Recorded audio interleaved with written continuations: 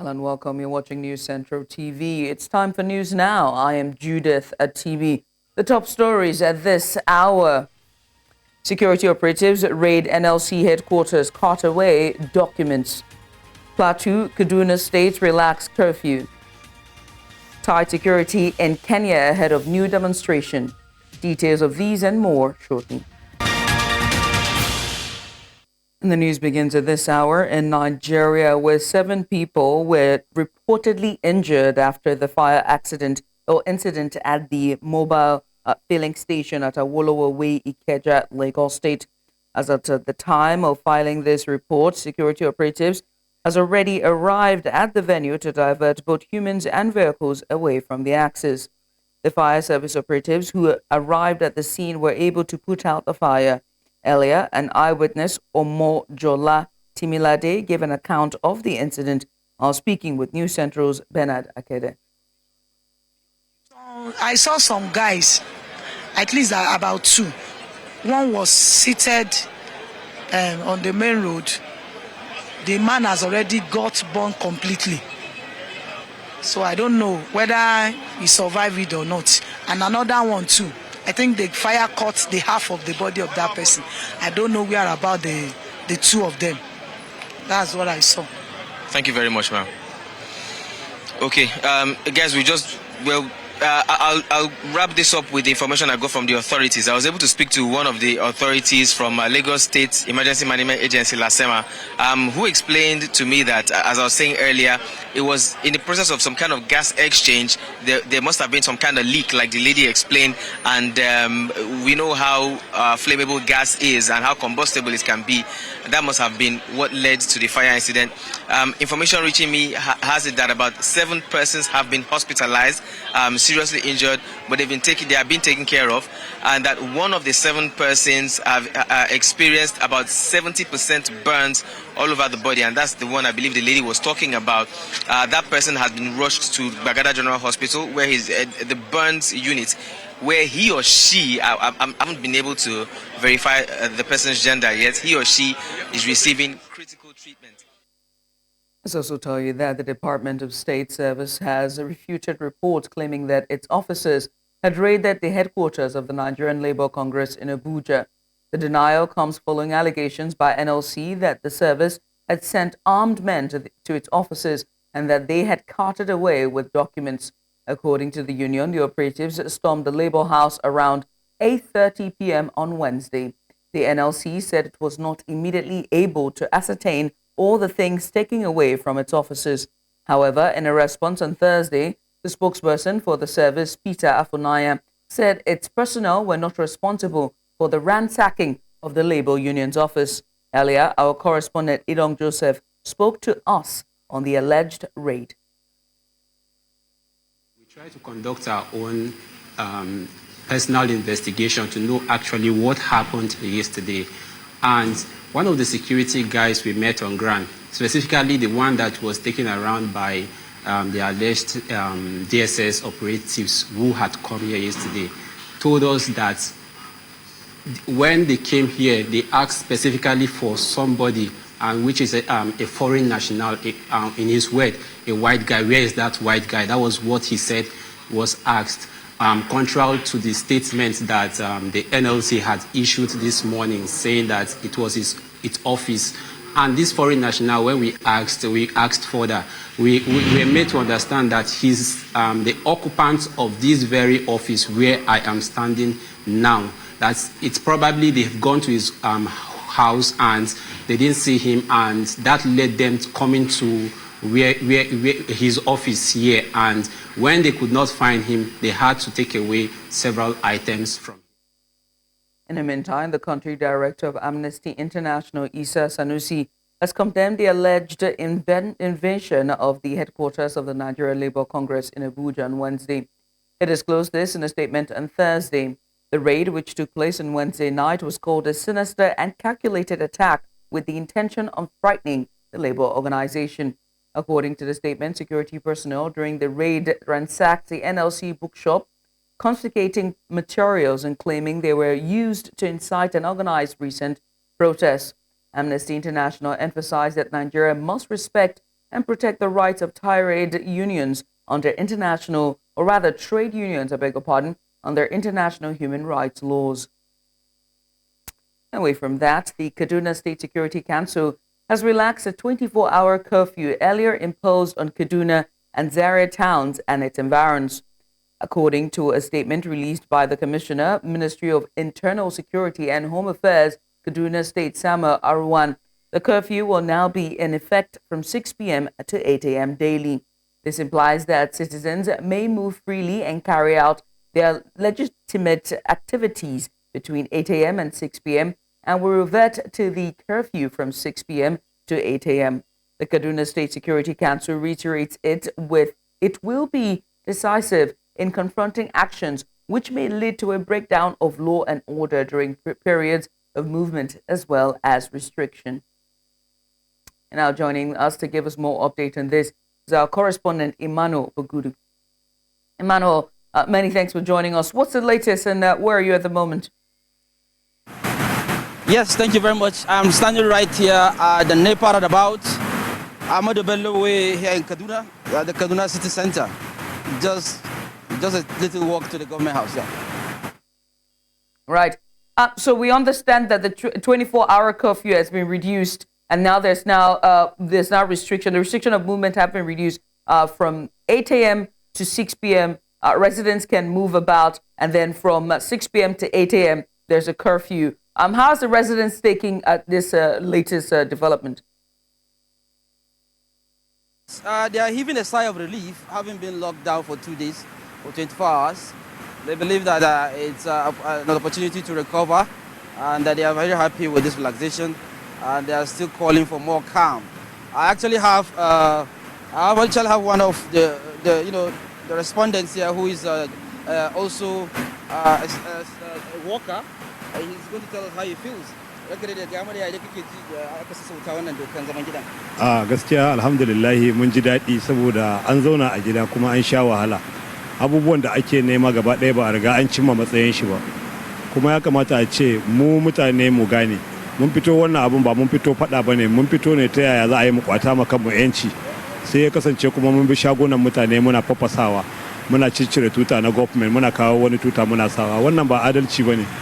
To amma gwamnatin jihar Kaduna sai ta duba ta ce to wannan abun na faruwa, ana zuwa ana yayyanka tuta, ana faffasa shaguna, to bari ta sa coffee 24 hours. So ta sa coffee 24 hours tun ranar Monday ana coffee har zuwa yau din nan aka ce an releasing from 8 o'clock to 6 o'clock na yamma. To kaga in aka ce an ci gaba continuously zama a gida, ta yaya za a yi a samu abincin da za a ci? Akwai yara da yawa ƙanana waɗanda ba su san komai ba. So da alhamdulillah dai an dan samu sauki da aka dawo gida. Sosai kuwa, sosai ba karamin sauki bane. Nagode. So he's just trying to explain the fact that he's not happy with the hoodlums that actually, caused this 24 hours curfew. We call on them to actually desist from that. That they are defeating the aim of the protest. That he's also happy that the government has, relaxed the curfew, and that the citizens continue to support the government, the Kaduna State government, so that we don't experience stuff like this. Yeah. Emmanuel, it's 2 days to the end of the hashtag End Bad Governance protest. Is the government of Kaduna State relaxed, or is the security presence still very heavy in towns like Zaria, especially Samaru, the small student community around the Ahmadu Bello University, as well as the main town itself, Kaduna State? Yes. I would say the government is a bit relaxed. Not relaxed in terms of responsibility, but relaxed in terms of the horrible presence of soldiers on the streets of Kaduna and Zaria. Remember the first day we came here, we were actually welcomed by a mob of soldiers who were chasing people who are disobeying the curfew order. So that is not happening any longer. The soldiers are back, most of them are back to their barracks, back to their duty post. You can only just see a few police officers on the streets. So that I will confirm that tomorrow, that of Zaria tomorrow. But for now, everywhere is calm, and then normalcy have returned. Well, Mano, many thanks. We appreciate you for doing this with us. Meanwhile, we switch gears now, as 8 minors in Plateau State have been remanded in the Young People's Home for their involvement in the civil unrest that led to the 24-hour curfew in Plateau State on Sunday. Justice Eric Narom also remanded 18 adults at the Jos Correctional Center for the same crime.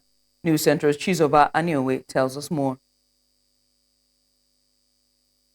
It all began Sunday when a group of youths hijacked the peaceful protest of the hashtag End Bad Governance in Nigeria, escalating to the extent of imposing a 24-hour curfew on Jos Bukuru Metropolis. The state government prosecuted the arrested suspects allegedly said to be behind the incident on Sunday and Monday in the Bauchi and Zololo Junction areas of Jos.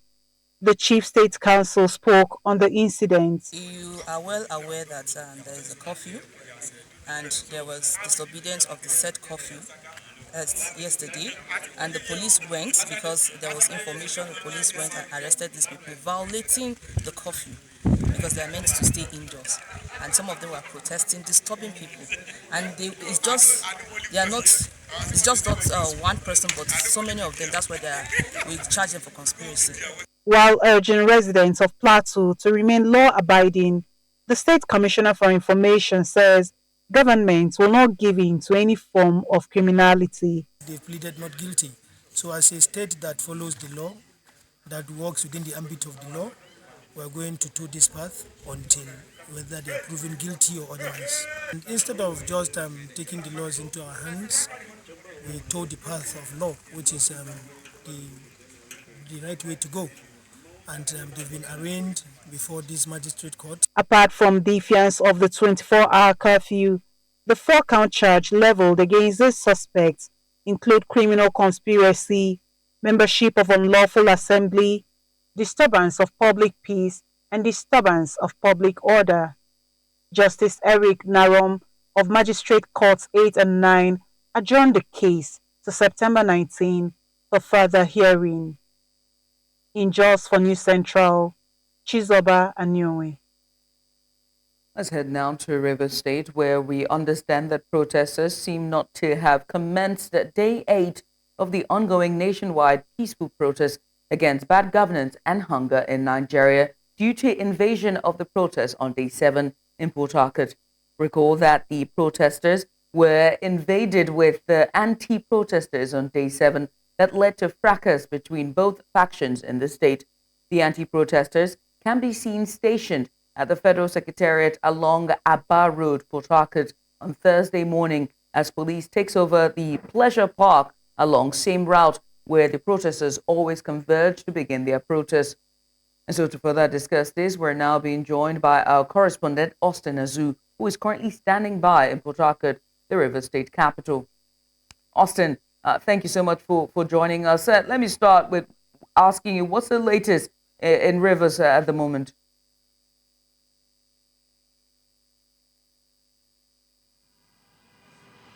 First and foremost, earlier in the morning, we went to the designated areas that protesters were supposed to converge and take off from. And far away to the Pleasure Park, we saw the presence of security personnel.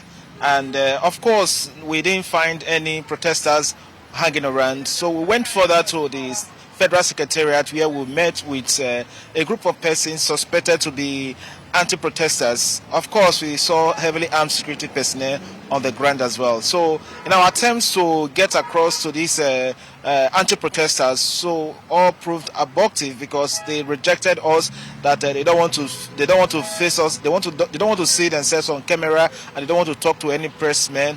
But all they wanted was to ensure that they forestall anyone who is going to move on the road to protest that Rivers State, as it stands today until the 10th day, that nobody is coming out to protest on the road anymore, that there's a designated area that anyone can protest to, but not further from that place down to the government house area.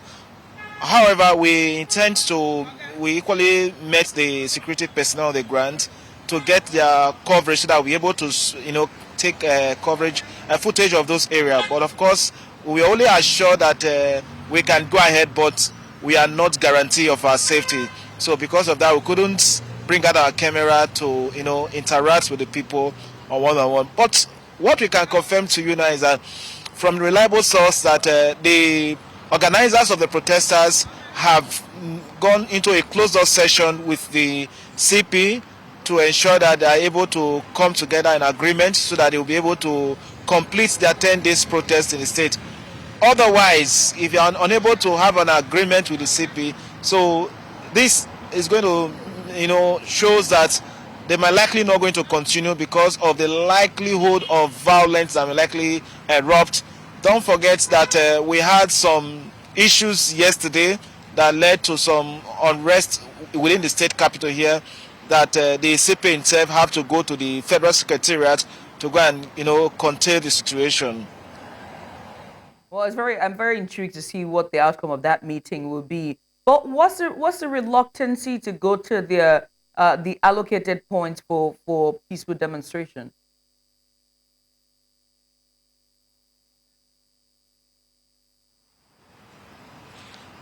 The allocated point for the protesters were supposed to be the Pleasure Park along the Straight Aba Road, and the other one is the Akani Park, which is opposite the Federal Secretariat. These were designated areas for the protesters to converge and do their demonstration within the houses. Thereafter, they have to dispatch to their various duties. But meanwhile, we saw a viral video that went. We saw a viral video some few days ago where a particular market, some protesters went into the market and addressed them, warning them not to come out, warning them to stay indoor and join them in the protest. About a few days ago, if you have seen what the vehicular movement seems to be like here in Rivers State, particularly in Port Harcourt, you will see everyone with leaflets and even motorcycle and keke as well. But due to what has happened today, so some people seem to have relaxed it. Otherwise, you might have seen some other persons stay, putting on the leaflets to, demonstrate the fact that they are with the protesters. But nevertheless, from what we gather was like, if you are not putting on the leaflets on your vehicle or your motorcycle, you might likely going to be attacked by the protesters. But meanwhile, we found out that those who attacked those people who are not putting on the leaflets were the anti-protesters. So from what we gather from the original protesters themselves, they seem to be peaceful. They have the security agencies accompanying them, going with them, providing them with security and other logistics they needed. And it was like a fun fair for them a few days ago. Unlike what we have now, that the whole place is calm and everybody is going about their normal businesses. You can fly the highway, you can fly the flyover without any traffic on the road, unlike what you have a few days ago. All right, also many thanks. I was going to ask you again, because you didn't answer my question. Why didn't they go into the designated points then for today? Why did they want to march all the way to the State House?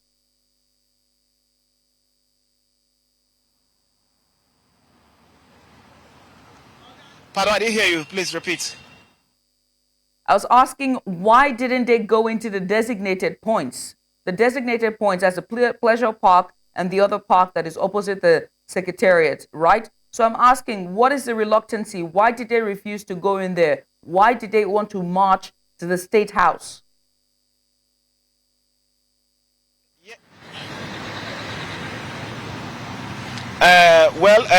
The organizers would have been the one to answer this question, but from what we gather from what they said, of course, the protesters will always converge at a particular place, and thereafter they will move from that particular area, and they want to express themselves through the procession. They will move down from that particular location, and sometimes they end up at government house, where someone from the government house, even the governor, will have to come to address them. Don't forget too that about a few days ago, when the governor was coming from an event, his convoy was intercepted, and they have to, interrupt the governor's movement, and the governor have to alight from the convoy and address them as well. So all this put together is just a fizzy of them expressing themselves and showing the people all around that yes, they are in for the protest, and everyone need to join them and see what they are doing in solidarity with what is happening across the country. Well, Austin, many thanks. We appreciate you for doing this with us. Hopefully we'll get more info after their meeting with the CP. But again, many thanks. Thank you so much. Meanwhile, an attack on News Central's journalists during a live coverage of the hashtag #EndBadGovernance protests in Lagos has sparked widespread reactions both online and offline. Many are calling for greater respect for the press and their professional duties, and there is mounting pressure on the police to hold those responsible for the attack accountable. Earlier, the Executive Director, Media Career Development Network, Lekon Otunfonduri, spoke more on harassment of journalists while carrying out their duties. Take a look. I've witnessed police media relations meetings. I've seen even at the highest level of military engagement where they try to have some parley to understand that you are doing your duty, we are doing our duty. How can we ensure that we do not obstruct ourselves? But it's important to reinstate that with this kind of things. Ordinarily, you think those eras have gone, but when things like this happen, we need to sit down, we need to talk to ourselves, we need to let them understand that our role is important. Our job is to inform, to educate, and let people know what is really happening so that even they can know how to take the right decision. So it's very important, and I'm aware that there are media NGOs, there are groups, the unions that are also trying to find. I mean, I've just seen that the managing director of News Central has gone to report that kind of incident. That's the kind of engagement that is necessary so that they can't claim that they are not aware of this. But more importantly, beyond the military officers, the people down the line who don't understand what we are talking about need to be properly schooled about why they should exercise more restraint.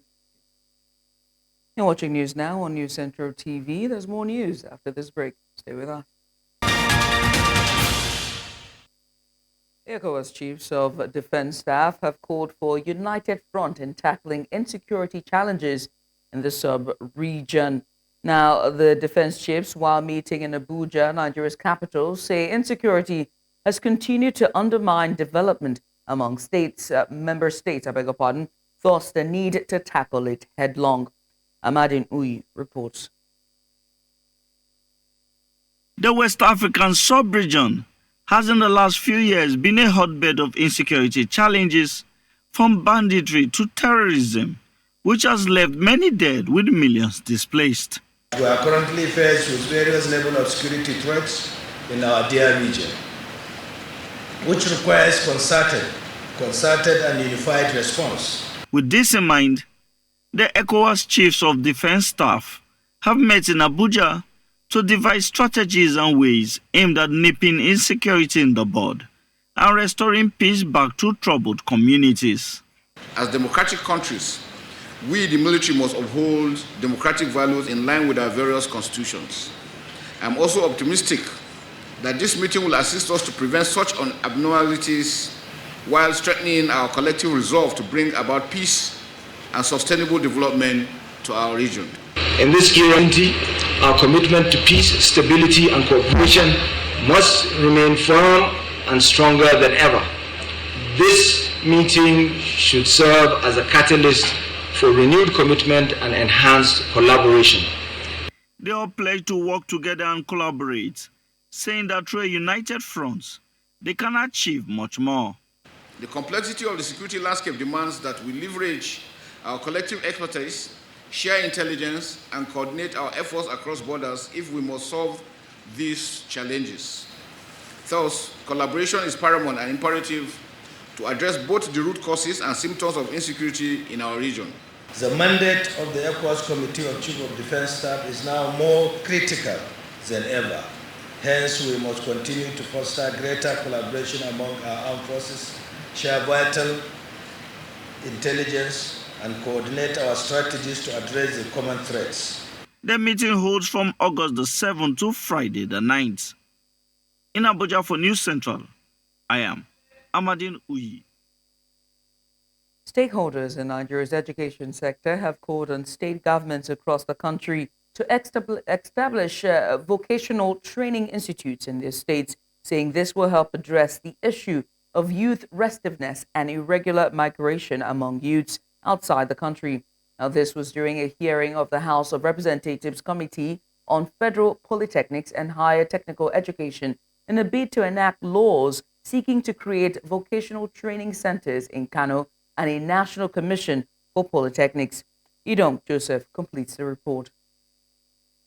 Among the three bills seeking stakeholders' inputs are a proposal to establish a vocational and entrepreneur institute in Oshodi in Lagos State, a federal vocational and skills acquisition college, Yankaba, in Kano State, and the creation of a National Polytechnics Commission.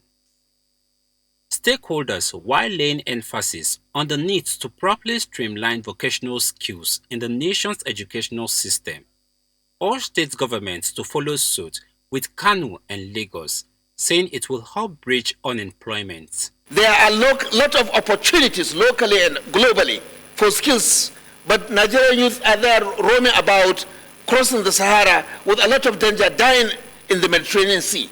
So this vocational training institutes is a very positive move, and I am very hopeful that other states will also require to have their own, because this can be seen as another layer of tertiary TVET education. We all know what has happened in Kano last week, the hijacked protest.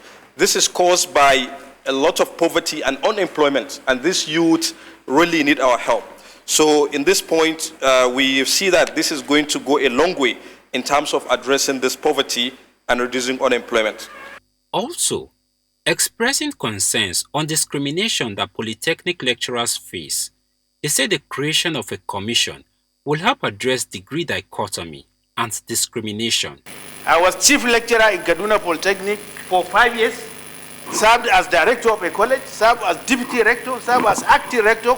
I went to the university, newly established university then, Federal University Dutema, and they reverted me back to senior lecturer. Even this dichotomy and discrimination, even lecturers are not safe. The commission, if established, I believe will come up with the policies and systems where our graduates will no longer be looking at the substandard graduates of our nation, in our nation. Lawmakers present also assured that the National Polytechnics Commission, when established, will maintain a high standard in its regulatory and monitoring exercise across the country. In Abuja for News Central, I am Idonko Joseph. For a population of over 200 million people and a growing middle class, there is significant domestic demand for locally produced textiles and clothing. Hence, the move by the Nigerian government to revamp the textile and cotton industry, noting that it could offer a range of economic benefits for the country, creating millions of jobs and earn much needed foreign exchange. News Central's Ni Omoni has the details. The Nigerian textile industry once dominated West Africa, employing over 450,000 people and contributing significantly to the nation's GDP. However, decades of mismanagement, cheap imports, and a lack of investment have left the sector on the verge of collapse. Over the years, various efforts have been made by the government to revive the sector through tariff increases, import bans, and tax waivers. However, these have had little success due to infrastructural deficiencies, high energy costs, and lack of access to finance for manufacturers. The recent partnership between the federal government and the International Cotton Advisory Committee aims to address some of the key challenges facing the industry. Because many of the textiles have closed down because of lack of raw materials, and there's a lot of smuggling. So once that one is done, the textiles will come back. We'll have about 70 textiles to come, because today now we have only 24 textile mills in Nigeria instead of 200 in the past. The things that killed the textile industry is policy. Now we are revisiting policies to ensure that we restore it and launch Nigeria into the path of economic recovery. As for us at the customs, we are affirming and we are committing ourselves. We do all we can to make sure that we protect the textile industry. If implemented effectively, these initiatives could help revitalize the textile industry and create growth opportunities. Manufacturers may be able to access the technical know-how needed to produce globally competitive products. Part of the things that you see with our garment manufacturer is actually polyester, not cotton. And polyester happens to be cheaper than cotton. Cotton is a higher, grade to sew as against using polyester. And polyester, if our refineries were working for what we've also been understood now, is actually supposed to be one of the byproducts coming out from the refinery. So really for us is to look at the entire value chain. There's so many things that we can trap back in this country. Now is the time, and ICAC is ready to help with Nigeria, to help you achieve your goals as a country, to help create quality jobs, to help generate foreign exchange, and reimagine the global cotton economy and the Nigeria cotton and textiles economy.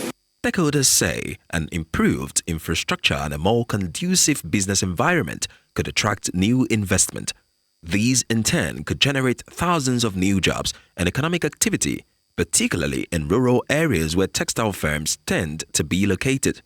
However, much will depend on the government's ability to deliver on its promises and address the sector's fundamental issues. In Lagos, for News Central, Igbalani Omoni. You're watching news now on News Central TV. Still to come. 2 missing, thousands displaced in Malmesbury's dam collapse. We'll bring you details after the break. Join us again.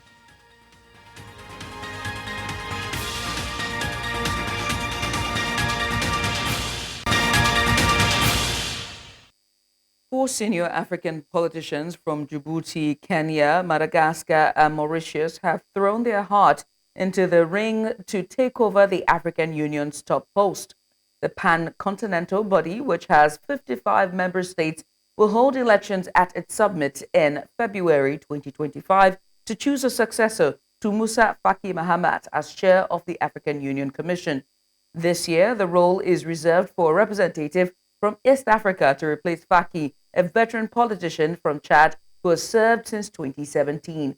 The African Union issued a statement listing the 4 candidates as Mohamed Ali Yusuf of Djibouti, Raila Odinga of Kenya, Richard Radriamandra of Madagascar, and Anil Guyan of Mauritius.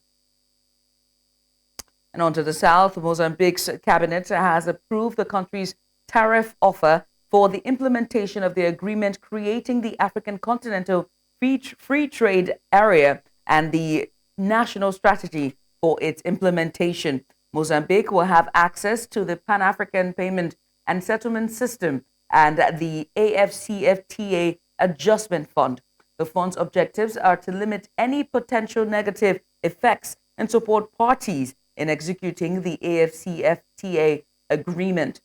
As a participant in the guided intra-African trade initiative for goods, Mozambique will be able to take advantage of opportunities created by economic operators from countries where tariff bids have already been submitted and commercial transactions are being conducted.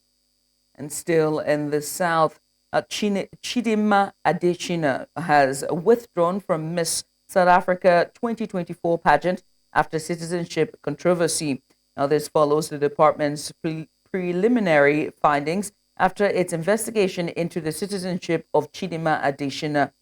Home Affairs Minister Dr. Loin Schreiber yesterday announced that they had reasons to believe that Adesina's mother may have committed fraud and identity theft.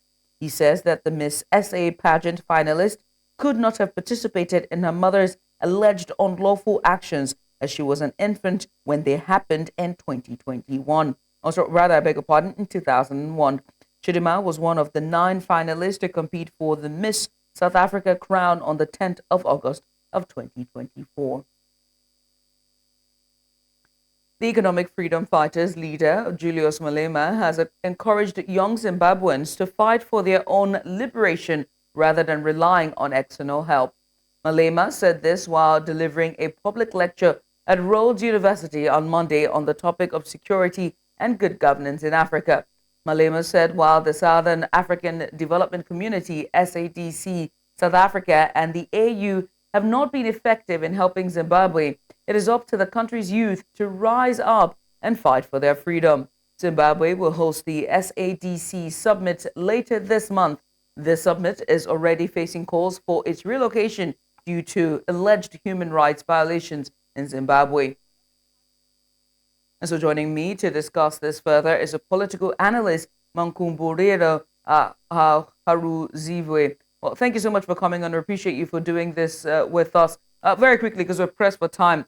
What context surrounds Julius Malema's comments about Zimbabweans fighting for their rights? And how does this fit into the current political climate in both South Africa and Zimbabwe?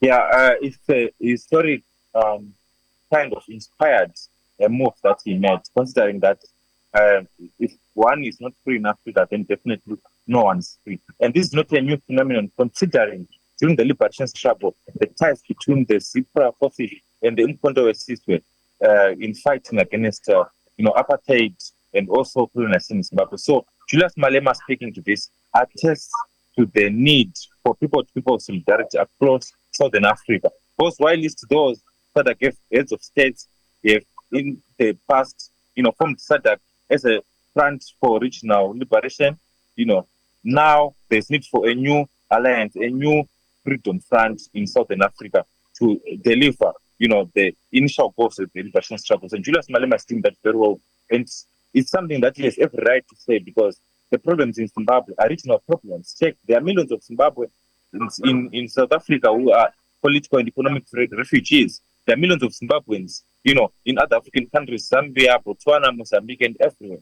So problems in Zimbabwe affect the region. And you can see in politics in South Africa, they are now centering even more around issues of immigration. So Julius Malema is within his rights, number one, as a leader in society, leader in the region, Pan-African, and also, as in terms of solidarity with Zimbabweans. Both Zimbabweans have been in solidarity with South Africans during the struggle against apartheid. Malema's remarks affect the relationship between South Africa and Zimbabwe, especially considering the historical ties between the two countries. If they are to affect, to understand it, if they are to affect the relations between South Africa and Zimbabwe, it will be in the same way when the Zipra forces were assisting and were in solidarity with Umkhonto we. Of course, it affected the relationship between the apartheid government back then and the Zimbabwean government. And it's something that we do not worry about as young Zimbabweans who are reeling under the total effects of dictatorship. It's a welcome move because it enhances solidarity, and solidarity is the language of the oppressed. So if it is to affect relations, to affect in the same way the apartheid government and of course the Rhodesian Front, they were in solidarity, but that did not stop the people of South Africa and people of Zimbabwe from uniting back then to fight for the liberation. Well, I must say thank you so much for coming on. I appreciate you for doing this with us. Thank you. We'll switch gears now from South Africa now to East Africa, where Somali's cabinet on Thursday endorsed a legislation to allow a one-person, one-vote system for elections for the first time in more than half a century in the troubled Horn of Africa nation. The law aims to replace a complex clan-based indirect voting system that has been in place since 1969 when the dictator Said Boura seized power. Somali government spokesman Farhan Jumila at a press briefing said the national elections law will direct the country to hold one-person, one-vote elections. He adds that the legislation will give every Somali citizen the constitutional right to vote for a leader of their choice. However, it will have to go to Parliament for approval before it can be officially signed into law by President Hassan Sheikh Mohammed. Egypt and Djibouti have committed troops to contribute to the upcoming African Union Support and Stabilization Mission in Somalia, which is set to begin in 2025. The Egyptian troops will act as a replacement for Ethiopian troops, which Somalia is threatening to expel. Ethiopia's troops are set to be stationed in the country as a part of the African Union Transition Mission in Somalia. Relations between Ethiopia and Somalia have soared immensely as Ethiopia has signed a Memorandum of Understanding MOU with Somaliland, an unrecognized but de facto independent region in the north of Somalia. Judge Andrew Manari, KC, sentences two far-right rioters at Liverpool Crown Court to receive 32 months for violent disorder and possession of an offensive weapon in Liverpool. Thousands of anti-racism protesters took to the streets in several English cities of a wave of misinformation surrounding the murder of 3 children in July 29, which erupted across cities and towns in England. Prime Minister Keir Starmer said in an emergency meeting that protesters should be prosecuted on time to serve as a warning to other protesters out there. The government had put 6,000 specialist police on standby to deal with the approximately 100 demonstrations by fire rights activists and counter-protesters that were advertised. In your case, John O'Malley, for the offence of violent disorder, the sentence is 32 months imprisonment. In your case, William Nelson Morgan, for the offence of violent disorder, the sentence is also 32 months imprisonment. That sentence intended to reflect that offence and the associated offence of possessing an offensive weapon. Because of your possession of the weapon, I am also satisfied that it is necessary to make a serious violence reduction order to protect the public from future harm.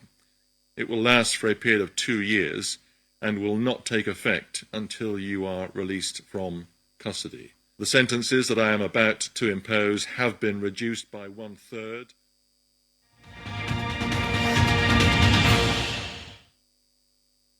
The guidelines for the suspension of customs duty and taxes on imported food items are to commence next week after the Nigerian government had approved a 150-day duty-free window in July to allow the importation of maize, husked brown rice, and wheat as part of measures to combat rising food inflation across the country. The initiative was based on the implementation of the Presidential Accelerated and Stabilization Advancement Plan. However, there is the issue of striking a balance between the long-term interests of Nigerian farmers and stakeholders who are involved in the production of these items and the short-term interests of food inflation. Akin Alabi, co-founder Corporate Farmers, spoke to us, and here's what he had to say. In desperate times, we need desperate measures. And this is one of the times that, yes, requires desperate measures. And basically because food, which is a major item or major commodity for human survival, and which can be gotten anywhere, either local production, either through importation. But the essence is that food must be on the table for humans to survive. And I believe that this waiver, basically, for food is important at this time because, look, the rates at which we have food inflation today in Nigeria is quite high. And we need to look at several measures. Even apart from the waiver, there's also need for us to increase local production so that there could be abundance. Look, the major essence is this. There is need to put food on the table of the common.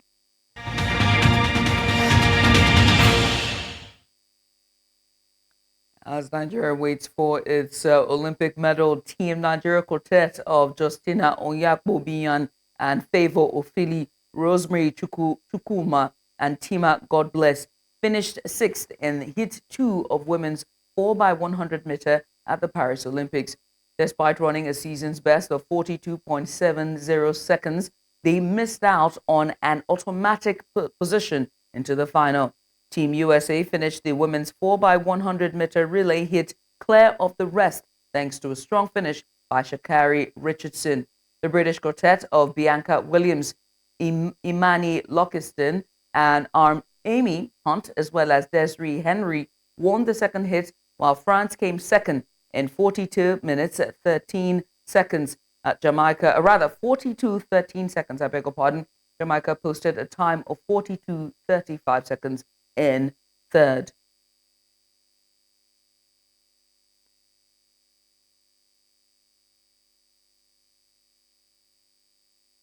And that's all at this hour. Before we go, let's take another look at some of the major stories. 7 injured as fire raises a failing station at Allen Avenue, Lagos. DSS denies any operation at Labour headquarters. We also told you that Cabinet endorses one person, one vote law in Somalia. Now remember that you can send us your eyewitness report to the WhatsApp number now showing on the screen. And while you're at it, make sure to follow us on social media. We're at News Central TV. You can also watch News Central live on DSTV channel 422, Star Times channel 274, Avo TV, and YouTube. Many thanks for watching. I'm Judith, Atibi.